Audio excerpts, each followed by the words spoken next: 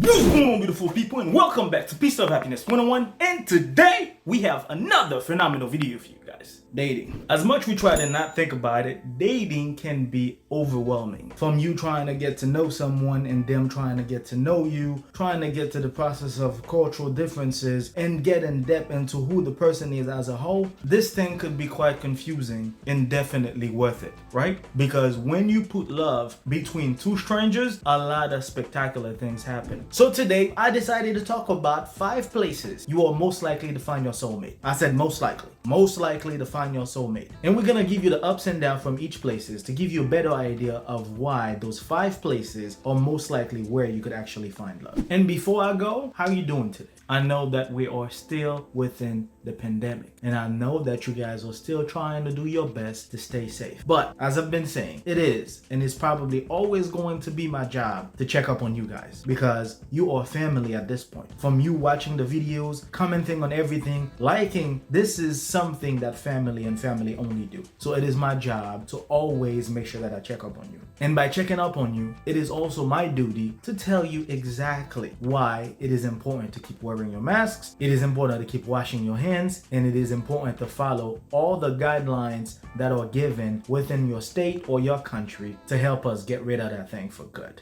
So now, without taking any more of your time, let's go ahead and start this video.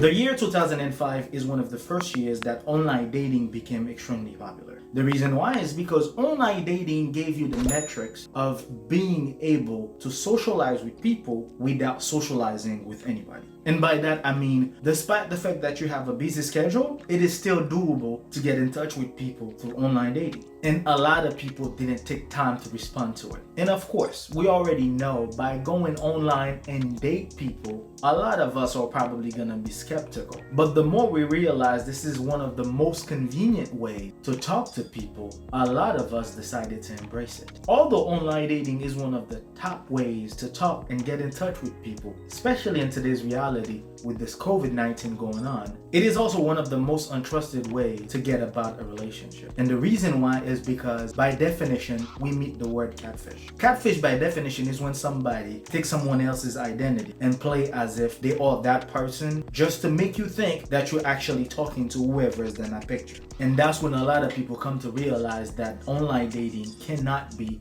the only most trusted place to actually date or meet their soulmates. Because the problem with catfish, you could be talking to somebody and not knowing anything about them. The problem with online dating, people tend to put pictures that they've probably taken 10 years ago. So by the time you meet the person, even if the person is the person, you could find out that you look a lot younger in your profile picture.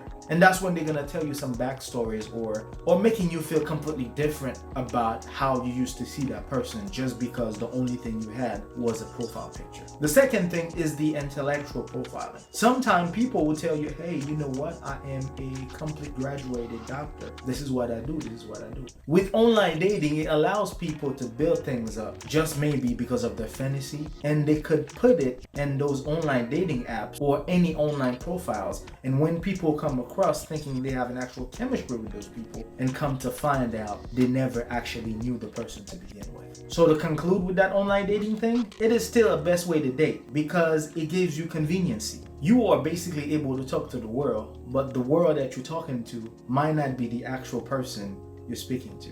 Which means if you're really considering online dating, make sure that you guys meet up ahead of time. Don't just talk 3-4 months. Make sure that you guys get in touch with each other. Do not wait 6, 5, 7, 10 months and then come to find out that the person you were speaking with is completely different, because that's gonna hurt. Especially after sharing feelings and everything, you're gonna come to realize that, yeah, I wasted my time and that was on me. The second best way you are most likely to meet your soulmate is through church. And the only reason I'm only saying church is because of the spiritual connection that you should have with somebody through church that could help you understand that maybe this person is more faithful or more open, more family oriented, more church oriented, more trustworthy. You know, with church, anytime we go to church and we see people at church, we automatically expect them to be better than anybody outside.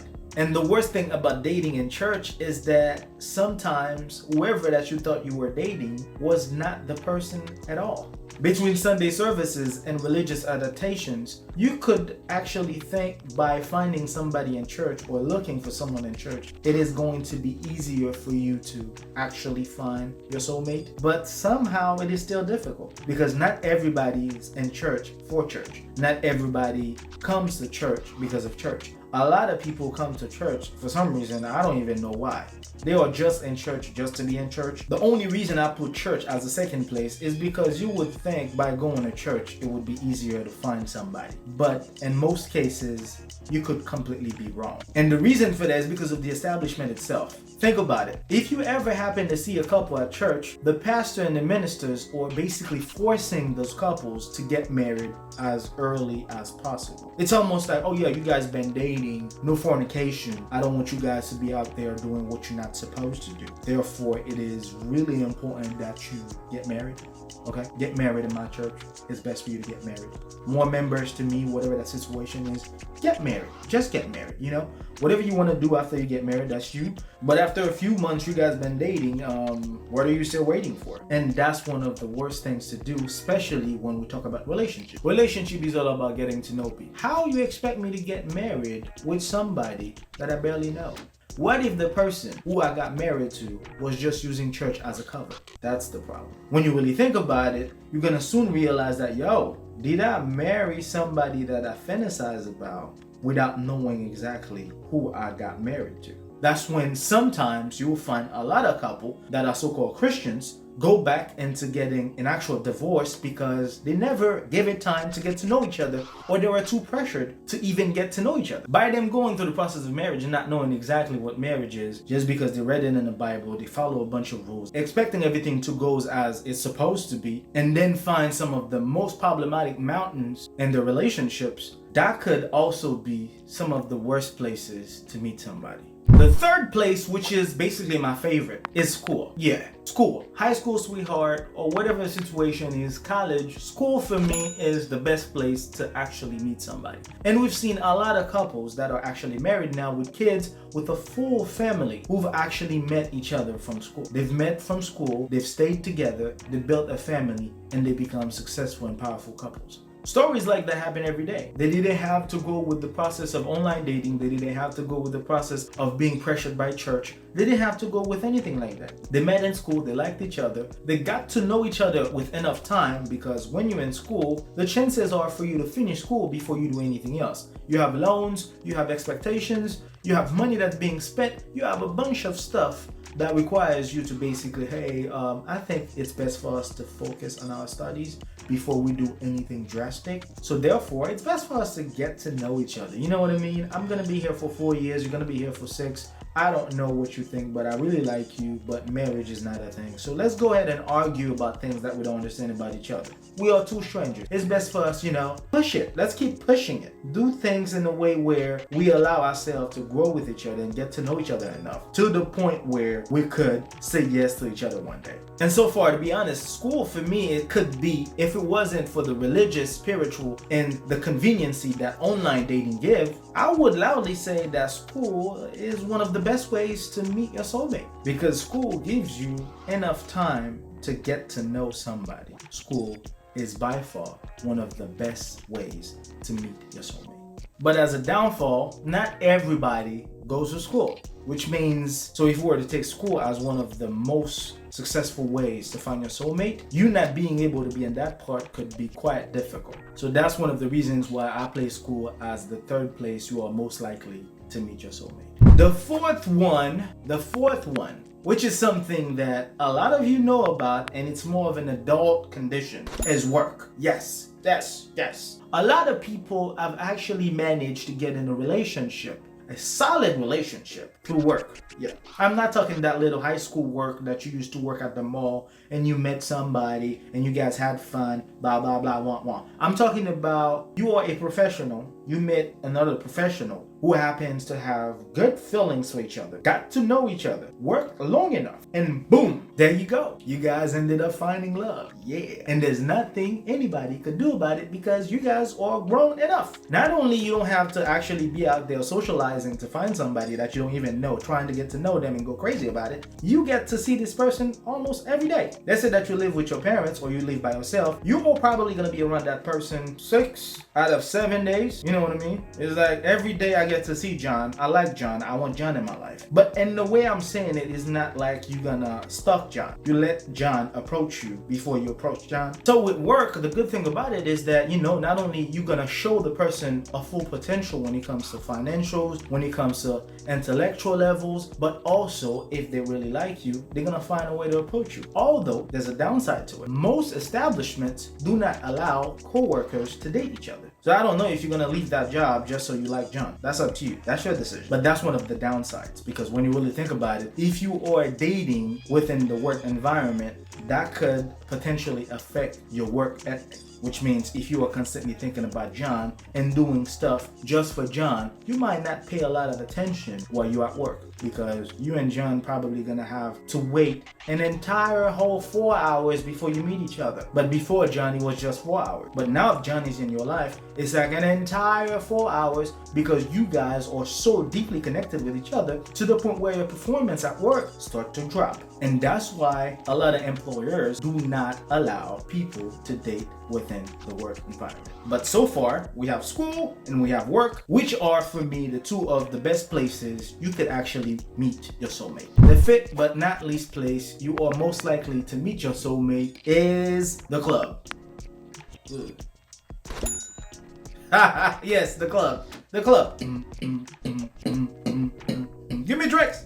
Yeah, the club. The reason I'm saying the club, it's because the club gives you an open mindset. Open mindset to meet people. And by club, I mean the place that you probably go every weekend with your friend. The good thing about club, despite the fact that I must say club has a low percentage of finding your soulmate there, by you finding somebody from the club who's actually down and interested, who's completely open for a relationship, this could change and blow your mind. That's funny, because sometimes, for instance, let's say that you ended up going out with your boys, right?